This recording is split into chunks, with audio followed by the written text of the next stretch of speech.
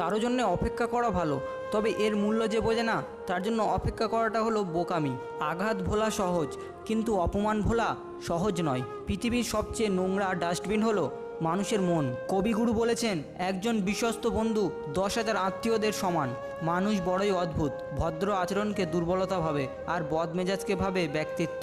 কিছু অজানা প্রশ্নের উত্তর শুধুমাত্র সময়ের কাছেই থাকে।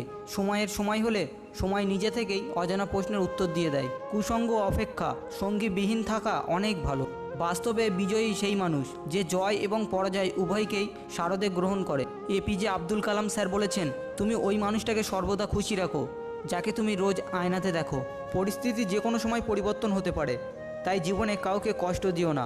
আজ হয়তো তুমি শক্তিশালী, কিন্তু সময় তোমার থেকেও বেশি শক্তিশালী। সফল হবার গল্প পড়ো না, কারণ তা থেকে তুমি শুধু বার্তা পাবে। পড়তে হলে ব্যর্থতার গল্প পড়ো, তাহলে সফল হবার কিছু ধারণা পাবে। টাকা মানুষকে অনেক বন্ধু দেয়, কিন্তু ভালোবাসা নয়। সবাই বলে প্রথম ভালোবাসা ভোলা যায় না। কথাটি যদি সত্যি হতো, তাহলে মায়ের প্রথম ভালোবাসা আজ বৃদ্ধাশ্রমে স্থান পেত না। ভিতরের কান্নাটাকে চাপা দিয়ে হাসি মুখে থাকা মানুষটাই জানে দুঃখটা কেমন। কাউকে বিশ্বাস করাটা ভুল নয়, বিশ্বাস নিয়ে খেলা করাটাই ভুল। ছেলেরাও কাঁদে যখন তাদের বোঝার মতন কেউ থাকে না। আমি স্বার্থপর নই, শুধু তাদের থেকে দূরে সরে যাই যাদের কাছে আমার কোনো মূল্য নেই। আপনাদের কাছে হয়তো আমার মূল্য থাকতে পারে যদি আপনারা চ্যানেলটি সাবস্ক্রাইব করেন। আমি খারাপ থাকি তাতে কোনো অসুবিধা নেই, কিন্তু কারো খারাপ হোক তা আমি কখনোই চাই না। রাখতে হলে পার্সোনালিটি রাখুন, বেশি অ্যাটিটিউড আর ইগো তো সবাই রাখতে পারে। বেঈমান আর স্বার্থপর লোক কখনোই নিজের ভালো ছাড়া অন্যের অনুভূতি বোঝে না।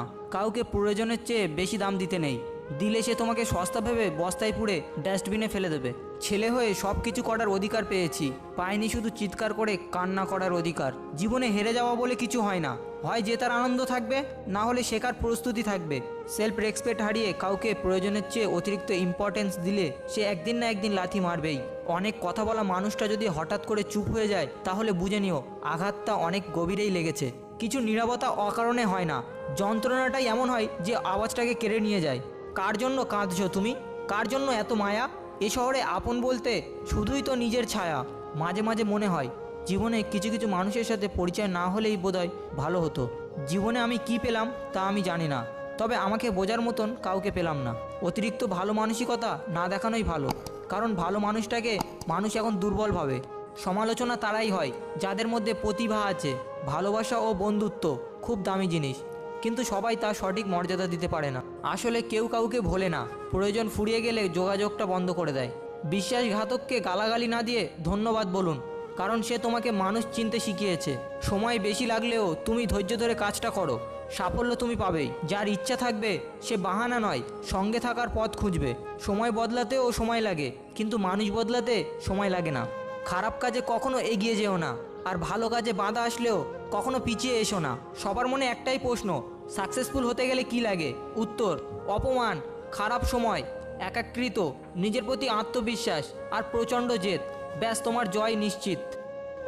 তো বন্ধুরা, ভিডিওটি ভালো লাগলে অবশ্যই একটি লাইক করে আরও ভালো ভালো ভিডিও বানানোর জন্য আমাদেরকে উৎসাহিত করুন, এবং আপনাদের বন্ধুদের সঙ্গে শেয়ার করে তাদেরকেও লাইভে সামনে এগিয়ে যেতে সাহায্য করুন।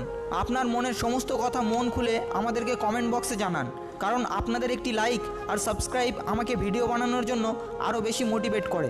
দেখা হচ্ছে পরবর্তী ভিডিওতে, ততক্ষণের জন্য সুস্থ থাকবেন, ভালো থাকবেন।